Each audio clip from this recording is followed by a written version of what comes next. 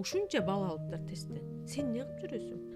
Болбой эле коеюн деп ындыны өчүп, ичиндеги оту өчүп, анан ата энеге болгон ишеними өчөт. Ушул баланын ата эне менен болгон байланышынын биринчи үзүлүшү болуп саналат. Эми ата эне өзүнө эле жоопкерчиликти албай мектеп менен кантип иштеш керек, аны кантип жардамга кошуш керек.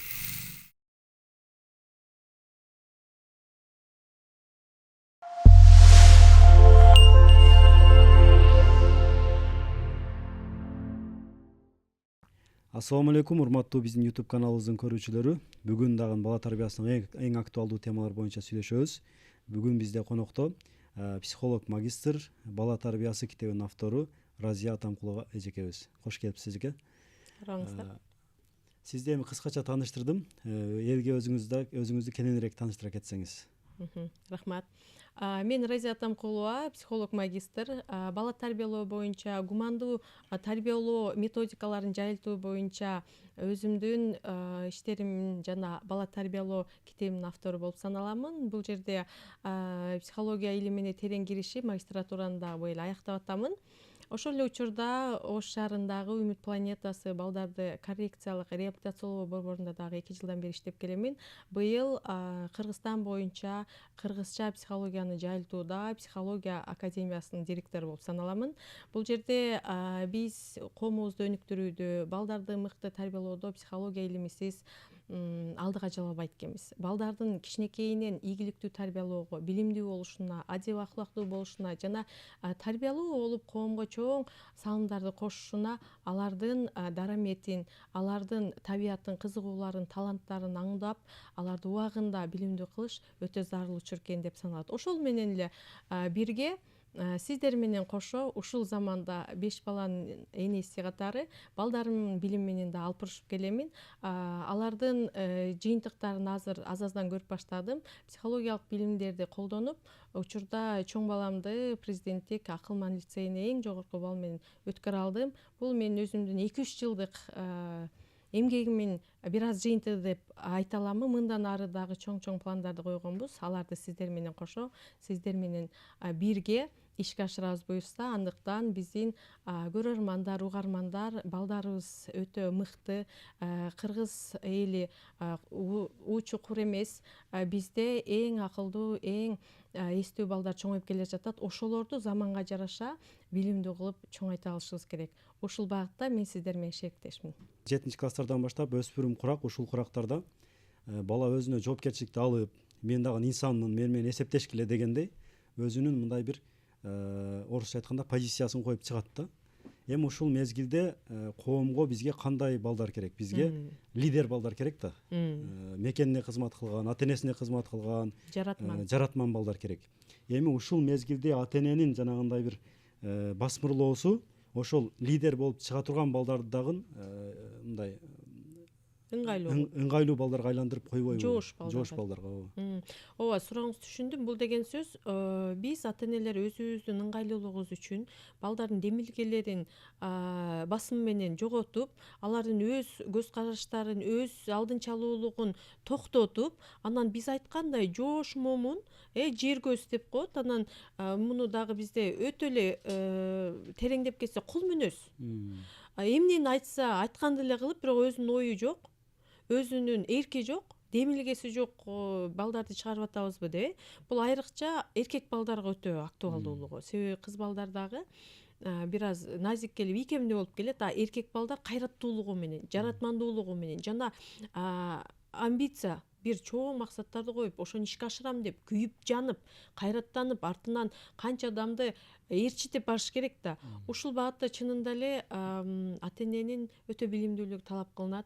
Өспүрүм кезде биз бул жерде эки жактама карашыбыз керек. Бир жагынан баланын өз алдынчалуулугун сактоо, бирок ошол эле учурда тим койсо балдар өз билиминче болуп кетиши мүмкүн да, ээн баш болуп кетиши мүмкүн. Ошого биз тең салмактуулук, балансты кармашыбыз керек. Ортолук керек. Ортолук керек. Алтын ортолук керек болуп калат. Мисалы, кызыбыз, балабыз өз оюн бербей, мен ушундай кылгым келип атат десе, ал кесип тандоодо, окууларынын сабактарын тандоодо, кийим тандоодо, тамак аш өзү каалагандай табитине жараша тандоодо биз уруксат беришибиз керек. дос тандоодо.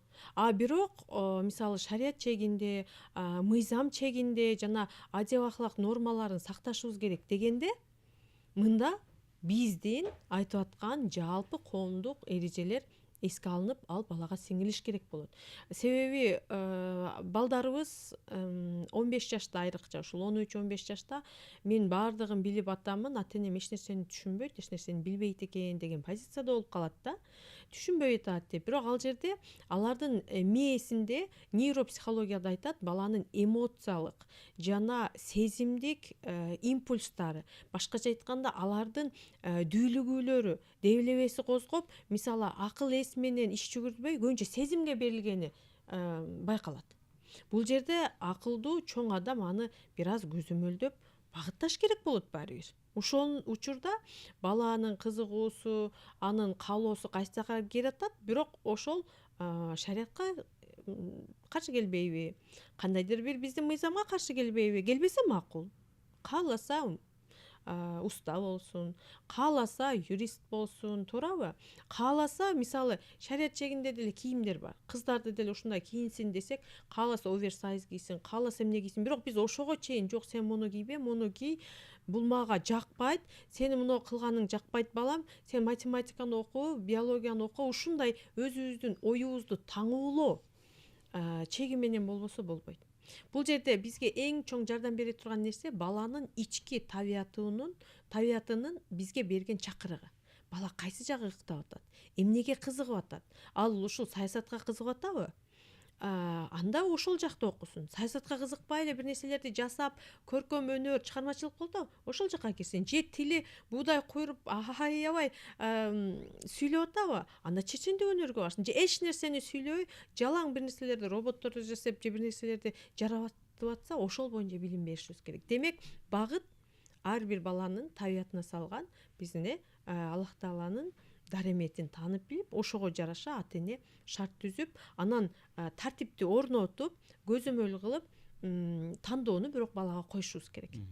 Жоопкерчиликке чакырабыз, жоопкерчиликти алдын ала айтабыз. Бул өспүрүмдөр менен иш алып барууда дагы бизге жардам берүүчү нерсе, биз балабыз менен алдын ала сүйлөшүп, алдын ала балага эскертип коюш керек. Көбүнчө бала билет деп ойлойбуз. Сен мисалы шамга чейин үйгө келип кал. Кайсы жака барып, кандай окуп келет, бирок шамда үйдө болуп кал. Алдын ала. Эртең биз тууган урук келет, ошого үйдө болуп бизге жардам бер. Биз ошол нерселерди айтпай эле, анан бала мен эртеңкиге мен досторум менен бул жака барчумун десе, барбайсың сен, муну кыласың десе. Көрдүңүзбү, бул эне баланын үй бүлөдөгү эле адамдардын бири-бири менен мамиле алдын ала келишип алуусунун жоктугу болуп калат. Анан конфликт жаралат. Анан ыңгайлуу бала болгону негизи баланын утулгандыгы. Башкача айтканда, ар бир бала өзүнүн инсан катары ой пикири, принциби, жашоосунда максаты, кыялы орундалса, ал психологияда реализацияланган бала, адам. Сиз мисалы өзүңүздүн каалаган жумушуңузда канчалаган нерселерди жаратсаңыз, ыраазы болосуз. Өткөн өмүрүнө ыраазы болот, кылган ишине ыраазы болот. Анан анын өмүрү ушундай продуктивдүү болуп, көп нерселерди жараттым деп өзүнө болгон ишеним көбөйүп, ошол нерсеге баланы чоң адам түшүнүп алып келиш керек. Ал устачылыкка кызыгып атабы? Жок, сен врач болосуң. Врач жакшы да. Эмне кыласың ал уста десе, баланын табиятына каршы чыгылат. Анан бала апасына айткан, атасына айткан кылып врач болгону менен аны да кыйратпайт. Ошого эркек балдарды, айрыкча уул балдарыбызды өзүнүн сөзүнө бекем турууга, ошол эле учурда намыстуу болуп чоңоюуга, эң биринчи эркек адамды аброюн көтөрө турган бул жоопкерчилик жана кайраттуулук. Бир иште сөз бердиңби, ошону аткар. Өлүп калсаң да аткар, жыгылып калсаң да ошону кылып. Үйдөгү ошондой майда барат нерселерде бала өзүнүн жигиттик сапатын сынап, анан мындай болуп аткан экен, досума жардам бердим да, досумдун кийими жыртылып калды эле, баардык кийимин чечип бердим десе, жакшы кылыпсың мисалы. Туура кылыпсың. Ушундай ар бир үйдөгү эле жашоодогу балага берген биздин айткан сөзүбүз, берген тарбиябыз ушуларды шарттап кетиш керек. Бул боюнча атайын балдарда адеп ахлактык тарбия, эстетикалык тарбия, мекенчил тарбия жана баланын көрүнгөсүн арттыра турган акыл тарбиясы сөзсүз эске алынышы керек болот. Рахмат. Эми ушул эле учурда ушул жерде айрыкча ошо өспүрүм курактагы балдар көп айтып калат. Ата энем мени башкалар менен салыштыра берет деген нерсе. Ушул салыштыруунун пайда зыяны, анан балага тийгизген эгер зыян жагынан боло турган болсо психологиялык таасири кандай болот? Балдарды бири-бири менен салыштыруу кичинекейинде дагы балдарга жакпайт, бирок өспүрүм кезде өзгөчө жакпайт. Ошол сиз айткандай бул личностная идентификация да, өзү инсан катары мен бөлөк адаммын деп ата энеден сепарация, башкача айтканда бөлүнөт. Бөлүнгөндө ал бөлөк адам болуп чыгышы керек. Бөлөк адам болуп чыкканда биз башка адамдарга салыштырганыбыз, сен тигинин баласын карасаң, апасын умрага жөнөтүп атыптыр. Тиги байкеңдин кызын карасаң, ушунча бала алыптыр тесттен. Сен эмне кылып жүрөсүң? Деп биз мына балага жакындан жардам берип, баламын мүмкүнчүлүгү канчалык, анын интеллектуалдык дарымети канчалык, анын кызыгуусу эмнеде, ошолордун баардыгын билип, ал оригиналдуу адам экенин биз тастыктабасак, башка эч ким аны тастыктап бербейт да. Идентификацияда адам өзгөчө, мисалы өтө жакшынакай под оригиналга караганда оригиналдуу нерсе жакшы да. Ал накта нукура өздүгүн таап бергенге биз жардам беришибиз керек. Бул накта нукура өздүгүн, адамдык баалуулукту, барктуулукту бербесе, адам баласынын ичинде психологиялык боштук жүрө берет. Мен кимгедир окшошум керек, кимдидир кууп жетишим керек, ошого окшош болушум керек. Аны жетсем, ал дагы ашып кетсе, дагы артынан жүрөмбү? Анан эч качан эч бир адамдын тагдыры бири башка адамдыкы менен кайчылашпайт. Ар кимдин өзүнүн тагдыры бар, өзүнүн өмүрү бар. Канчалык өмүр берди биз билбейбиз, ошого ар бир адамдын өзүнүн гана программасы бар. Ошондо салыштыруу, биз ойлойбуз бала намыстанып кетет дагы, анан окуп баштайт, аракет кылып баштайт. Бирок бул тескерисинче болот. Ал башка бирөөгө салыштырганда өспүрүм куракта сын пикирге бала өтө катуу таасир этет. Таасирленет дагы, анда кылбай эле койдум, ошону бала кылып алыңыз, болбой эле коеюн деп ындыны өчүп, ичиндеги оту өчүп, анан ата энеге болгон ишеними өчөт. Ушул баланын ата эне менен болгон байланышынын биринчи үзүлүшү болуп саналат. Качан бала чалсаң дагы телефонун албайт, качан балага айтсаң деле кылбайт, качан балага бир нерсени десең, мен апам айтып атат эле деп кылбай коет.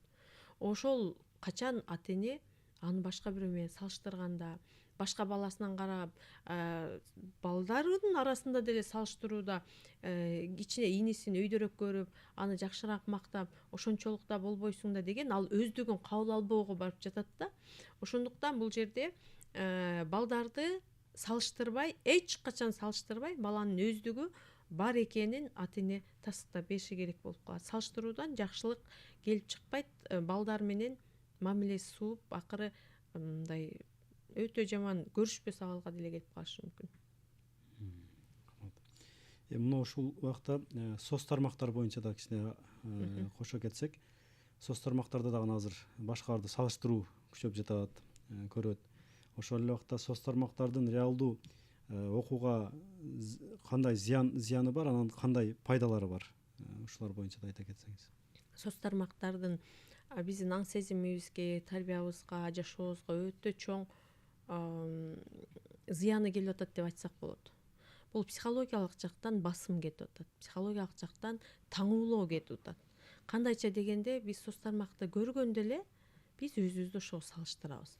Соц тармакта көбүнчө өтө жакшы көркөмдөлгөн видеолор, өтө жакшынакай сулууланган фотолор, аябай эле бир укмуш жашоолор.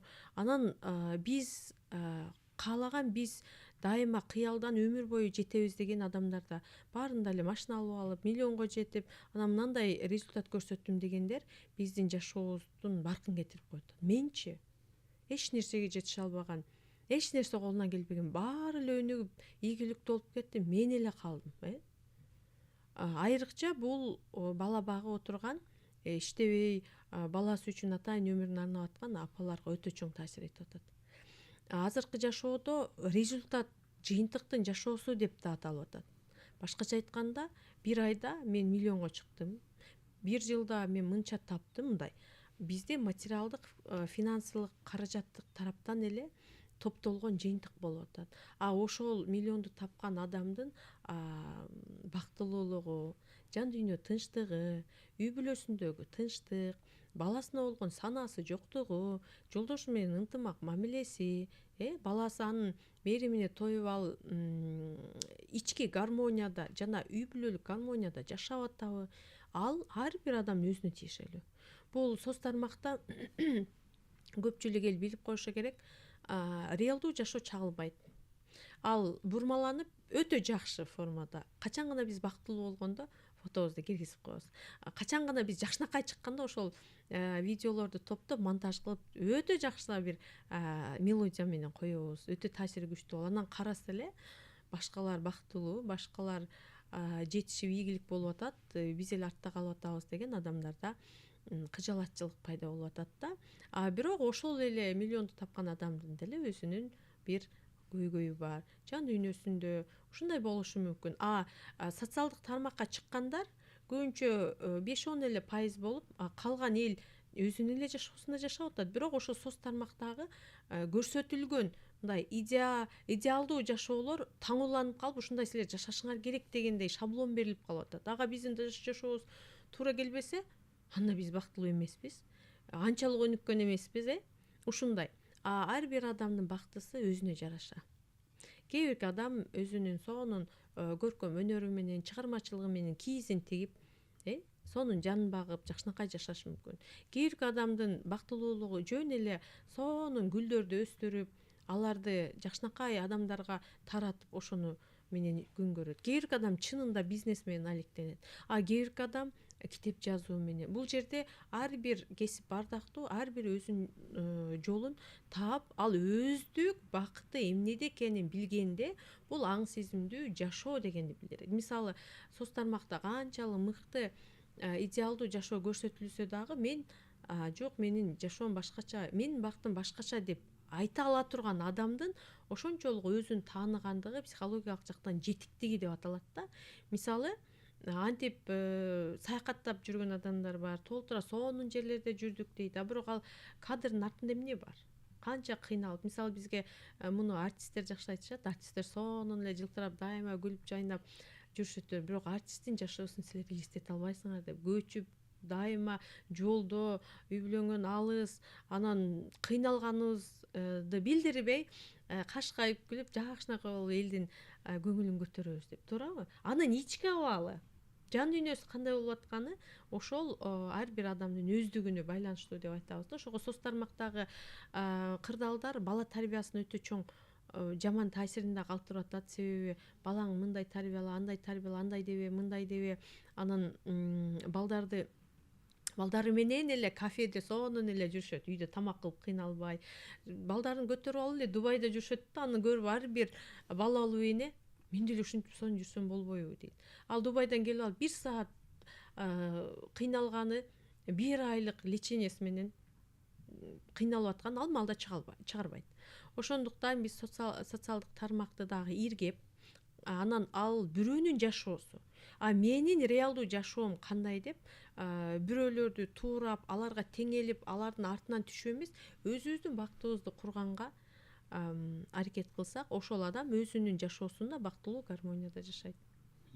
Рахмат. Жана ишеним темасы боюнча дагы үстүдө айтып кеттиңиз, бирок ушул темага дагы бир аз токтолгум келип жатат. Кээде акылдуу балдар дагы, мүмкүнчүлүгү бар акылдуу балдар дагы кээде жашоодо өзүгө болгон ишеними төмөн болуп калат да. Ушу ишеним канчалык деңгээлде маанилүү, жана ушул ишеним түшүнө эмнелер себеп болот тарбияда? Баланын өзүнө болгон ишеними. Өзүнө болгон ишеними. Бул жерде баланын психологиялык жактан мүнөздөмөсүн бергенде, анын биринчи дарамети IQ, интеллекттик көрсөткүчү, идиреги, зиректиги канчалык, аны тесттер менен биз мисалы 130дан үйдө балдар гений балдар, 120дан 130га чейин булар өтө жакшы дилгир, зирек балдар. Анан 110дон 120га чейин жакшы, анан муну 100дөн 120 ушул норма болуп саналат да. Бул көпчүлүк мына 70-80 пайыз адамдардын интеллекти болуп саналат. Ошол эле учурда баланын эмоционалдык интеллекти деген бар. Ошол сиз айткан аябай мээси күчтүү болсо деле өзүнө ишене албаган, бир жерге чыгып сүйлөй албаган, коммуникациялык көндүмү жок, эч ким менен чыгыша албаган бала болсо ал дагы кыйналат. Ал өзүнүн ушул баш мээсинин күчтүүлүгүн такыр эле колдоно албашы деле мүмкүн. Ошого баланы ар тараптан карашыбыз керек. Анын мээсинин күчтүүлүгү, анын коммуникациясынын башка адамдар менен мамилеси канчалык, анын мүнөзү канчалык ачык же жабык, же анын кызыгуулары кандай, ушулардын баардыгын ата энеси жакшылап билип, ошого жараша сен жеке адам катары өзүңдүн бул жашоодо ордуң бар. Сен эң укмуш, эң жакшы инсан болосуң деп баланын самооценка, өзүнө болгон ишенимин ата энеси түзүп берет. Ата энеси балага кандай мамиле жасаса, бала өзүнө ошондой мамиле жасайт. Башы жок, жүдөмүш, дайым эле сен ушинтип жүрөсүң, колуңа бир ич келбейт, турчу ары дегенде бала сынат. Бул бир эле жолу айтылбайт. Бир нече жолу апасынын баласына болгон койгон баасы, айтылган сөзү баланын ичинде топтолуп барып, акыры эч нерсеге жарабаган, мен колуман эч нерсе келбейт, кыла албайм го деген жаралат да. Эми баланын өзүнө ишеними жогору болуш үчүн өтө жогорку ишеним да болбойт. Завышенная самооценка. Менен башка эч ким жок болбойт. Төмөн да болбойт. Бул адекваттуу өзүнө болгон баа, өзүнө болгон ишеним болуш керек. Мында реалдуу мүмкүнчүлүктөрүн билген, мен ушул нерселерди жакшы жасай алам, мен колумдан жакшы келет, ушуга шыктуумун. Ошол эле учурда могул жактарын бир аз алсызыраак деп балага реалдуу баасын бериш керек. Бирок балада туруктуу өзүнө болгон баа 17-18 жашка чейин калыптанат да, күнүгө ар бир мамилебизде. Ошондо сен жакшынакай өзүңдүн колуңан келген салымыңды коомго кошо аласың. Сен номун иштерди кыла аласың. Сага кандай кыйынчылык келсе, ал кыйынчылыктан чечим таап чыгып кете аласың деп ата эненин демилгеси ага дем күч бериши керек. Бул жерде баланын ишеними күчтүү болуш үчүн демек ата эненин ага болгон ишеними, экинчиден ата эненин баланын кыйынчылыктарды жеңүүсүнө машыктыруусу. Биз канчалык кыйынчылыктарды жеңсек өзүбүзгө ишене баштайбыз. Мен мына мисалы балдар дейт, мына арыктан аттадым, мен аттай алам, апа дейт. Андан кийин мен тест тапшырдым дейт. Апа мен муну кыла алдым. Албетте сен кыла аласың дедим. Ооба да мен кыла алат экенмин. Мына кыла алдым деп өзүнө болгон ишеним күчөп баштайт.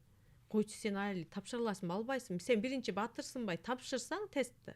Анан сүйлөшөбүз. Дей турган болсо күмөн саноо кетип атат да. Ошого биз балабызга толук бойдон эне катары ишенүү, бирок ошол эле учурда ага керектүү бүт баардык иш аракеттерди жасатуу керек. Мисалы, тесттен өтүш үчүн же сабактан чейректен 5 алыш үчүн ар бир сабакка даяр болуш керек го. Туурабы? Өзү эле чейреги 5ке чыгып калат, жылдык баасы 5ке чыгат, туурабы? Бул бир гана сабак эмес, жашоодо деле. Баланы ката кетирүү бышытат. Канча бала ката кетирсе, эч нерсе болбойт, балам, оңдоп кой. Бая сиз айткандай, бир идиш сынып калса, ар бир үйдө ар кандай реакция берет да. Башы жок, дайым эле сен колуңан эч нерсе келбейт, бүлүндүрүп эле ушинтип зыян кечсиң десе, мен ушундай экенмин деп бала калат. Ал эми баарынын колунан түшүп кетиши мүмкүн да. Бирок кийин абайлачы, колуң май болгондо кармаба, шашып атканда кармаба. Эми мунун артынан өзүң жыйып, бул жердеги баардыгын тазалап чыгышың керек деп, өзүнүн кылган нерсесин кайра жыйнатып, кийинки жолу этият бол дейишибиз керек болуп калат. Ушундай ар бир кадамда биз колдонушубуз керек. Бул жерде мен дагы өзүм 5 балама аябай аракет кылам, алардын өзүнө болгон ишеними, самооценкасы нормалдуу, адекваттуу болуш үчүн. Бирок балдардын көп эле кыйналып, апа мен кыла албай атам го, анан мен олимпиада утпай калсамчы, анан мен тест тапшыра албай калсамчы деп кыжалатчылыктары. Аны эне катары жок, сен сонун аракет кылып атасың. Ушундай аракет кыла берсең, жетишесиң. Ал үчүн күнүгө 1-2 сааттан окушуң керек деп биз реалдуу чоң адамдын балага болгон көрсөтмөлөрүн беришибиз керек, анан аны аткартышыбыз керек болуп калат. Жөн эле тил учунда эле айтып, андай болосуң, мындай болосуң эмес, ошону кантип жеңүүнү ата эне өзү үлгү да болуп берет. Мисалы, кандайдыр бир кыйынчылыкка туш келдикпи, эми ушуну кантип жеңсек болот, кыйкырып бакырып сен күнөөлүү мен күнөөлүү сен болбогондо деп үйдө уруш талаш болуп кетсе бул маселе чечилбей эле күнөөнү кимге артуу болуп калат да.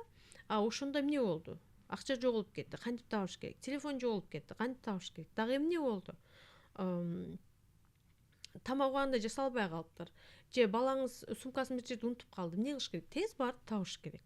Баланы коркутуп үркүтүп урушпай эле кандай маселе чыкпасын ошону аң сезим менен жакшынакай чечиш керек. Ошондой кийин мисалы ар бир бала деле, эркек бала айрыкча машина айдагысы келет, машина айдаса эле бир кептелип калды же бир машинага сүзүп алды же бир жерди сүзүп алды, коркуп үркүп мен такыр ушул колуман келбейт экен, экинчи машина айдабайм эмес. Ал үчүн эмне кылыш керек,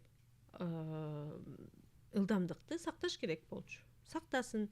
Андан кийин ошол бамперин оңдотуш үчүн канча сом кетти, эми ошону төлөйм балам. Канча сом болот экен, ошо расход төлөсө, өзүнүн жанынан тапкан акчасынан төлөгөндө анан зырылдап этият мамиле кылганга өтүп баштайт. Ушундай ар кандай методикалар менен биз балдарды өзүнө болгон ишенимин бекемдешибиз керек, орнотушубуз керек, анан күчөтүшүбүз керек болуп калат. Ар качан ата эне бала үчүн тамыр, тирек болуп саналат. Алар эмне кылчу болсо дагы береке берсин деп дубасын берип, анан эмне кылган атасың балам деп бир аз сурап, муну мындай жасайм деп, ата эненин көрөгөчтүгү бар да, баары бир тажрыйбалуулугу. Муну ойлодуңбу, муну бул жагын кандай кыласың деп баланын баягы ишеними солуп калбаш үчүн, ишеними жоготулуп калбай, мен кыла албадым, мен максатыма жете албадым, мен ойлогон нерсени кыла албадым дебеш үчүн алдын ала аракеттерди дагы акырын атын айтып коюш керек болот. Анан мына жеңдиң, муну жеттиң, мондой ишти кылдың, көрдүңбү сен беймарал эле кыласың деп өзүнө ишеними калыптанса, бала кийинки жолдору өзү эле кыжалат болбой, стресс болбой, анан чоң иштерди аткарып, чоң максаттарды кое алат. Рахмат. Эми ошол ийгиликтүү жакшы окуган балдарды тарбиялаш үчүн мисалы мектептин да таасири чоң да, чөйрөнүн мектептин таасири чоң. Эми ата эне өзүнө эле жоопкерчиликти албай мектеп менен кантип иштеш керек, аны кантип жардамга кошуш керек, дагы кимдерди мындай жардамга, чөйрөдөн жардамга чакырсак дагы баланы ийгиликтүү кылганга бул себеп болот. Бул жерде азыр баланын ийгиликтүү болушу үчүн жалаң бешке окуш керек дегенге көп эле ишенбей калды. Аябай бешке окуса деле бала башка бирөө менен мамиле кыла албаса же бир жерде айласын таап тапкычтык кыла албаса, изденбесе, аракет кылбаса калып кетет экен. Канча академиктер бар ишсиз жүргөн деп, ушул жагы да бар. Биз ар тараптан чындап комплекстүү түрдө шарт түзүшүбүз керек. Ошондо биз ата эне, анан педагогдор, мугалим менен иштешебиз. Бирок баары бир түпкүлүгү ата эне болуп кала берет. Ата эне 7 жашка чейин балага баардык мээримди берип, анын эркин сүйлөшүнө, жайдары жүрүшүнө, ал коркпой, үркпөй, бирок ошол эле учурда адеп ахлак нормаларын, коомдук эрежелерди аткарууга үйрөтө беребиз. Анан мектепке баргандан баштап анын интеллектуалдык жактан өсүү өнүгүшү башталат. Интеллектуалдык жактан өсүү өнүгүшүнө ата эне менен мугалим бирдей мамиле кылышыбыз керек. Бул жерде педагогдордун компетенттүүлүгү деген бар. Педагогдорго өзү аябай жакшы үйрөтүп, ушу баланы кантип кызыктырса болот, кантип сабакка жетиштирсе болот. Эгер педагогдор чынында өзүнүн илимин жакшы окуса, аны ишке ашыра алат да. Анан бизде деле эми ар кандай кадр болуп атат. Бирок ак ниет, ак жүрөк, өзүнүн ишине берилген педагогдор менен сөзсүз баланы өтө жакшы билимдүүлүккө алып келсек болот. Биринчиден, үйдөгү режим, үйдөгү психологиялык атмосфера жана баланын ден соолугу ата энеси тарабынан каралыш керек. Андан кийин экинчиси бул педагог, мугалимдерди эч качан баланын алдында жамандабашыбыз керек. Эми бир-эки эле мугалимдердин жеке туура эмес кылык жоруктары болуп калышы мүмкүн, бирок жалпы жонунан мугалим начар дегенди эгер айта турган болсок, балдар аларды сыйлабай калат, билим ала албай калат. Үчүнчүдөн, тыгыз иштешүү. Бул мугалим менен, мисалы балаңыз математикадан анча түшүнбөй атса, математика мугалим менен сүйлөшүп, себеби мугалимдер кайсы баланын канчалык деңгээлде ошол өзүнүн предметинен сабагынан өздөштүрүп атканын билет. Бирок мугалимдер дагы мен балам кандай окуп атат десе, жакшы эми жакшы болуп кетет деп коюшат да. Эмнеге дегенде, балаңыздын ол жери начар десе, эмнеге начар? Окутпайсыңарбы ошону? силер эмнеге айлык алып жүрөсүңөр деген доомат келишинен, ашыкча андай нерсенин келишинен кээде алар деле чоң нагрузкада иштешет да. Ошого баары жакшы эле болот деп кой. Мага чыныгы сиздин баалаганыңыз керек. Менин кызымдын математикадан канчалык жетишкендиги болуп атат. Чын эле айтып коеюн. Же мен жардам берип, дагы көмөк берип аны өстүрөлүбү? Же баламдын кандай минус жактары, кемчилиги болуп атат? Ушуну мага айтыңыз, ошону жеңели, ошону жоелу десе, мугалимдер ушунча эле сүйүнүп эле колдошот.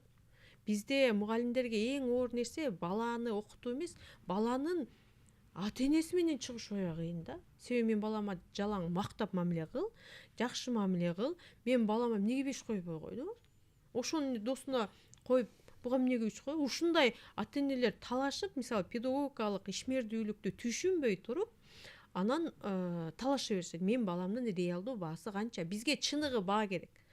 Анан кайсы жактан аксап атса, аны менен иштешибиз керек, конкреттүү түрдө. Географияга такыр кызыкпай атат. Мисалы мен ошол чоң балам географияга кызыкпайт да. Ал аябай кызыктуу десем, макул окуп коем дейт, бирок аябай кызыгып окубайт. Ошого анын кайсы жагы, кайсы кызыкчылыгы мектепте орундалып атат, орундалбай атат, кайсы мугалим менен чыгышып атат, чыгышпай атат, жана ал мугалим менен жекече сүйлөшүп, анан баламды кантип дагы жогорулатсам болот деп чыныгы аракеттенген, изденген ата-энелердин балдары жакшы окуп кетет. Ал жерде дагы эгер оңолуш болбосо, анда башка мектепке же башка мугалимге алып кетсек болот, бирок балага мектепти жана мугалимди жамандабай эле коюш керек. Рахмат. Ушул жерде эмени да кошуп кетсеңиз кандай болот? Мисалы көп эмелерден уктум, ийгилик жаратып жакшы бир деңгээлге жеткендер ата-энеси устат карматкан экен да. Диний да устаты болгон. Насаатчы. Анан кийин ал дүйнөлүк жактан да, диний жактан да мындай жакшы эме болгон да. Анан өзбектөрдө дагы бир эме бар экен. Булар баягы кол өнөрчүлүккө дагы мисалы үчүн машина устага берет экен, шагирт уста кылып, бияка берет экен. Бул дагы баланын жанагы өсүүнө жакшы эмесин, таасирин берет экен да. Андан сырткары эмелер бар экен. Кээ бир үй бүлөлөрдө мисалы үчүн бала мындай эме туткан ийгиликтүү адамдар бар да, туугандарынан бар, жакшы окуп, жакшы ийгиликтүү жүрүп, жакшы бир жерде иштеп аткандар, ошолорду конокко чакырып, ошо баласы менен эме кылганга аракет кылат экен. Мындай чөйрөнү кошот экен да, кээ биркилерчи. Жуксун кылат экен да. Ушулар боюнча да айта кетсеңиз. Бул жерде ушул сиз айткан методика өспүрүм куракка да алып келет. Эмне үчүн? Себеби өспүрүм куракта ата-эненин таасири кетти. Ата-эне айтса да кылбайт, достор айтса ошол эле нерсени кылат. Ушул жерде айрыкча эркек балдарга насаатчы таап ага балабызды берүү бул өтө жакшы таасир берет. Себеби ата-энеси айтканда бала ата-энеден ажыроо, сепарация этабында болот. Мен өзүмчө болуп атам, мен ата-энемсиз деле бир жашай алам деп. Бир жат адам айтса, же агай айтса, же тренер айтса, ойлонуп көрөйүнчү, агай макул дейт да. Бул башка жат адамдын ага теңме-тең же адам катары мага кайрылып атат деп түшүнөт. Ата-эненики болсо контроль, көзөмөл сыяктуу эсептелип, анан буйруксун ал ата-энем дагы мага өзүнүн оюн айтып, кылбайм мен аны. Карабайм, ал юридиканы такыр карабайм деп коюшу мүмкүн. Ошого өспүрүм куракта ушуну устат шакирт тутуу, жакшы адеп аклагы нормалдуу, моралдык жактан жетилген жана сиз балаңызды ошондой инсан болсун деген агай же тренер же болбосо кандайдыр бир инсан чоң, инсан туугандарынан же ошол ийгилик жараткан, өзүнүн ишмердүүлүгүндө чоң ийгиликтер жараткан адамдарга кошуп берүү өтө жакшы результат берет. Бул жерде сиз ойлогон нерсени балаңызга ушул кылсынчы, ушундай аракеттер жасасынчы, эртелеп турсунчу дебей эле ошол адамга мисалы берип койсо, эрте тур десе ал унчукпай турат. Себеби үйдөгү комфорт зона бузулду, ал жерге барганда аларга башкача мамиле кылат да. Ошондуктан балдарыбызга, кыздарыбызга ага жаккан жана анын тармагында ал кайсы бир кесипти аркалайын деп атса, же бир тууганы үлгү болуп ага таасир этип атса, ата-эне эстүүлүк менен эле, көрөгөчтүк менен ага берип койсо, ал өзүн өзү эптей алат, курсагын тойгуза алат. Бул 7-класстан нары. Бул жерде могул жатак мектептер дагы ушуга кирет. Жатак мектептер 7-класс 8-класстан башталат. Бала эми ата энесин анча эле айтканын кылбайт, бирок жатак мектептерде дисциплинага көнөт. Эртең менен турат, полдон бери жууйт, баарын аткарат, анан ага эжекелерин да аткарат. Бирок ошол эле учурда бир шарт, ошол балага чынында ошол устаты жаккан болуш керек. Ал устат анын тилин табып мамиле кылган болсо, анда биз ошо көздөгөн максатыбызга жеткен болобуз. Бул да жакшы методика. Рахмат. Эми ошол суроонун аягында жана айттыңыз да, интеллектуалдык IQ бар, жетишкендик, анан EQ бар. Бул эмоционалдык интеллект. Эми ошол мындайча айтканда, бала ийгиликтүү бала болуш үчүн эмоционалдык интеллектти күчөтүш керек, коммуникацияны жакшыртыш керек дедиңиз. Дагы кандай сапаттарды жакшыртып, анан ошолорду кантип жакшыртыш керек? Кайсы сапаттарга маани бериш керек? Ооба, азыркы учурда мисалы бул IQ жана EQ деген жалпак тилде бала жакшы окуп, 5ке окуп, математиканы 5ке билип, чыгарып, кандидаттык диссертацияны жасаган менен адамдар менен мамиле кыла албаса, ал ийгилик жарата албайт. Себеби адам менен коомдо гана мамиле кылып гана эришет экен да. EQ деген бул эмоционалдык интеллект, адамдын эмоциясын башкара алуу. Ар бир адамда оң жана терс эмоция болот. Ар бир адам күйүнөт, сүйүнөт, бир күн биз каалагандай болот, бир күн каалабагандай болот. Ошондо адам өзүн башкарып кетип, анда адам коркууда жана кыйынчылыкта копинг стратегия деген бар. Бул өзүңдүн ичиңден бир тирек таап, ошону жарып чыгып кетүү да. Ошол баланын ар биринде ар кандай болот. Кээ бирки баланын намысына тийсең, аябай өжөрлөнүп чыгып кетет. Кээ бирки балага мотивация беришиң керек. Кээ бирки бала көбүрөөк укташ керек. Ушундай эле да, ар бир баланы байкап туруп, ошол эмоционалдык интеллектинде эмоциялар канчалык берилет. Эмоцияга байланыштуу ачык адамдар бар жана жабык адамдар. Эмоциясын жакшы эле билдирген, барактап шарактап мамиле кыла алган балдар бар, ошол эле учурда жабык, эч нерсе сүйлөбөгөн, эмоциясын деле билдирбеген, тыптынч эле жүрө берген, бирок анын интеллектуалдык көрсөткүчү IQ аябай жогору берилген бар. Эми ушуну балансташтырабыз. Кайсы балада IQ көп, EQ эмоциясын жакшы башкара албай, башка адамды түшүнө албай, ал менен мамиле кыла албаса, ошол көбүрөөк мамиле кылууга басым жасайбыз. Ошол эле учурда балдар башка бирөөнүн ички койнуна кирип кетет, бирок математика жок, бирөөдөн көчүрүп алып 5ке чыгып жүргөн ушундай амалкөй балдар бар да. Алар аракетчил болот.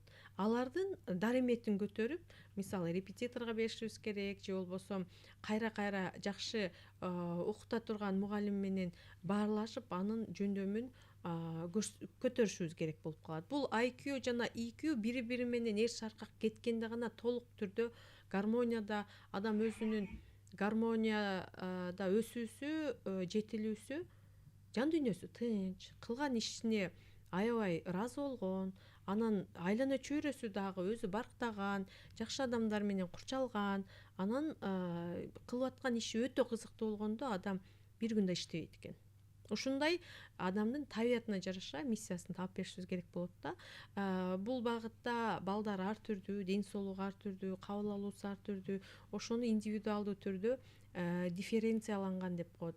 Ошол методикаларга багыт алышыбыз керек. Азыр барган сайын ошого балдардын психологу көп жардам бере алат. Эгер ал профессионалдуу адис болсо, балдардын ар бир баланын өзгөчө кызыкчылыгын, табиятын тактап туруп, ошого жараша индивидуалдуу түрдө программа түзүлүш керек. Антпесе бир шаблон бардык балага жарайт дегенибиз туура келбей калат. Үй бүлөлүк абалына, анын дареметине, анын ден соолугуна жана кызыкчылыгына карата түзсөк боло берет. Биз качан баланы бактылуу болот деп ойлойбуз? Качан бала ошол өзүнүн кылган ишинен, кызыккан нерсесинен ырахат алганда. Эми ошо акыркы суроолорубуздун бири мындай деген комментарийлер келет да. Кээде ушулар акылдуу болуп сүйлөй берип эле жинге тийишти, айтканга оңой, кылганга кыйын деген аялдарга, деген ата энелерге эмне дейсиз? Булар түпкүрүндө эмнени айтайын деп жатышат? Эми түпкүрүндө эмнени айткысы келип атат, өздөрү жакшы билишет, бирок негизгиси бала тарбиялоого биз жашообузду, мамилебизди оңдосок болот деген жакшы ниет менен кабыл алгандар өзүнүн утугу. Себеби бизде каалоо болсо, психологияда айтылат, адамдын каалоосу болсо мүмкүнчүлүк табабыз. Эгер керек болсо биз таап тутуп барабыз. Ошо каалоо жок болсо шылтоо табабыз. Андай болуп калды эле, мындай эле, анан мен кайын журт менен жашайм, анан мен мындай, андай. Чынында бизге керек болсо, биз ошону табабыз да. Ошого бул жерде комментарийде алар мен жөнүндө айтпайт, сиз тууралуу айтпайт, алар өздөрү тууралуу кабар берет.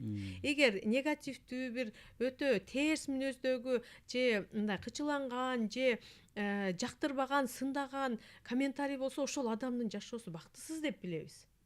Жакшынакай эле, жайдары, ачык мүнөз, анан өнүгүүгө багыт алган энелер булар эмнени айтып атат? Булардан кандай мен пайданы алсам болот? Бул жерине мен кошуламын, бул жерине кошулбаймын дейт. Анан ал жерде сын жазса дагы сын пикирдин эки түрү бар. Негиздүү сын пикир, аргументалуу жана негизсиз. Негиздүүлөр айтканда мындай жериңиз туура эмес болду. Сиз мындай кылсаңыз болот эле деп бизге альтернатива берет. Андайыңыз туура эмес. Себеби психологияда мындай деп айтылат. Муну сиз эске албадыңыз го десе, биз аны кабыл алабыз.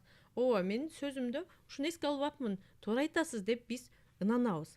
Негизсиз эле жөн эле каралап эле же силер ушундай акылуулар көбөйдү дегени бир жагы ал адамдардын ошол ооруп турган жерине тийебиз да. Тыз деп баягы тарбиялап атасың, көңүл бур, өзүң көп телефонго кирип кеттиң, андан көрө балаңа көңүл бур, ошол аны кыйнап атканда, анан мен дагы айтсам, ушул эстүүлөр аябай көбөйдү да, уккусу келбейт, качкысы келет, кылгысы келбейт. Бирок чындык, акыйкат бул аябайт. Акыйкатты кабыл алгандар утат. Акыйкатты кабыл албай эле буйтап андай мындай дегенибиз менен кийин ооруну жашырсаң өлүм ашкере кылып баласынан келип чыгат. Бирок эч кимдин баласы тарбиясыз болуп, жаман болуп ата-энесин сыркыратпасын. Кандай болсо деген деле ошол ата-энелер колунан келишинче баласына аракет кылып атат. Бирок ар бир нерсенин өзүнүн жол жобосу бар. Жөн эле тамак бышыруунда рецепти бардай эле бала тарбиялоонун дагы чоң китептери, чоң илими бар. Бул педагогика илими жана анын ден соолугун, анын мүмкүнчүлүгүн бизге ачып берген балдардын курак психологиясын билишибиз керек. Ансыз өтө көп кыйналабыз. Ансыз балдарыбызга ката кетишибиз мүмкүн. Муну биз эске алып, превентология деп коет. Бул адам аң сезими менен жаратылган. Аллах Таала бизди аң сезимдүү жараткан. Биз алдын ала эртең мен карыймын, мен балдарым кандай болот деп алдын ала биз иш аракет кылышыбыз керек. Мына азыр кыш келди. Биз жайында билебиз да, эртең эле кыш келет, отун керек болот, көмүр керек болот, мен камдашым керек деп. Аны башыбыз жетип турат, мээбиз жетип турат. Ошону кылбасак ким күнөөлүү? Ал кыш келбей калбайт. Бул өмүр өтө берет, эртең эле балдарыбыз чоңойот, бизге карлык келет. Ошондо балдарыбыздын колун карап калабыз мисалы. Анан балдарыбыз деле өдөмдүү, аябай өзүнө ишенген, эч болбосо жашоодо өзүнүн ордун тапкан балдар болуш үчүн элементардык түрдө өзүнүн ой пикири бар, дүйнө карашы бар, билими бар жана бир колунда өнөрү бар адам болуш керек болуп атат. Азыркы заманда эми телефондун айынан ал деле өтө көп аксап баратат. Бул эми башка маселе го. Эми мен жанагы булар түпкүрүндө эмнени айтайын деп жатат дегенде, балким кээ биркилер үмүтсүздүккө түшүп калгандар жокпу? Мен ушундай жаман ата-эне экенмин, колумдан келбейт экен деп өзүн таштап койгондор да бар экен да. Үмүтсүздүккө түшүп. Буларга эмне дейсиз? Ушуларга айта кетсеңиз коюңуз. Ооба, мен балам эми оңолбойбу, мен өтө уруп, кыйкырып бакырып тарбиялаганмын. Эми кечпи деп үмүтсүз шайтан. Ийгиликтин эч качан эрте кечи жок. Эгер адамга кайсы бир кыйынчылык келсе, ал жерде бизди Кудай кыйын кылып бышырган атат экен. Эгер азыр балада ушундай кыйынчылык болсо, ал кыйынчылыктан кантип чыгыш керек, кантип оңдош керек? Мисалы, баланын тарбиясы болсо, педагог менен, психолог менен чечет. Ден соолугу болсо, дарыгер менен чечет. Ошого изденип, ошол проблемасы чечилгенге чейин барыш керек да. Анан бизде көбүнчө мындай бир аз жалкоолук бар.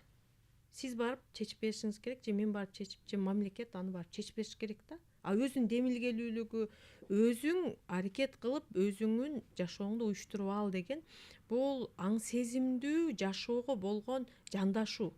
Бул көбүнчө могул биз каалабаган менен Европа өлкөлөрүндө бар. Адамдар өзүнүн жашоосун пландаштырат, аны жакшылап башка бирөөгө зыяны тийбегендей кылып, анан өзүнүн каражатын дагы баардык жактан, анан баласы төрөлсө баласын дагы кантип багам, кайсы жака окутам, эмне кылам. Анан бала төрөлчү болсо биз илим билимди жашообузга колдонушубуз керек. Кимдир бирөө 60 жыл 70 жыл ушул балдардын психологиясын изилдеп өмүрү өттү, китептерди жазып кетти. Аны алып эле колдонуп балабыздын маселесин чечип алалы. Дагы бир тамак аш болчу болсо, мисалы кайсы жерде эмне кылыш керек, алардын нутрициологдордун же дарыгерлердин кеңешин алышыбыз керек, өзүбүздүн аракетибизди кылышыбыз керек, үмүтсүздүккө берилбешибиз керек. Анан эгер бизден дайыма эле жаман ойлор чыгып атса, жаман комментарийлер чыгып атса, демек биздин жашообузда өзүбүздүн жашообуз бир аз кыйынчык болуп атат деп. Биз айткан менен алар аракетке келбесе, амалга киргизбесе, алардын жашоосу өзгөрбөстүгүн эске алышса жакшы болот эле. Анан ар бир илимдин өзүнүн атасы бар. Ошол илимге салым кошкон, аракет кылып, айтып деп жүргөн адамдарды жаман көрбөй эле керек нерсени жасашыбыз керек болот. Айткандын оозу жаман, ыйлагандын көзү жаман болгонго болбойт да. Биз туура реалдуу жашоону, чындыкты кабыл алганыбыз өзүбүздүн эле жашообузга пайда. Аны туура кабыл алып жашоосун жакшынакай эле оңдоп жатышат, бирок андайлар да бар, баары эле ушундай туңгуюкка кептелбейди го деп ойлойм. Рахмат Разия эже, Аллах ыраазы болсун. Ушундай алтындай убактыңызды бөлүп, илимиңиз менен бөлүшкөнүңүз үчүн. Бизге, ушу көрүүчүлөргө дагы пайдалуу, жугуштуу болсун. Ушул акыркы бир сөзүңүз көрүүчүлөргө. Бул Балам каналынын көрүүчүлөрү, угуучулары бул жашоодогу эң мыкты жана эң ардактуу кесип бул ата энелик кесипти жакшы үйрөнүп, ошого маани берген адамдар деп билемин да. Ошондуктан эгер биз жашообузда канча гана түйшүгүбүз, милдетибиз болгону менен инсан тарбиялоо, бир адамды тарбиялоо, коомго кошуу бул өтө чоң милдет экен. Бул милдетти илим билимсиз кылуу бул караңгылык болуп калат да.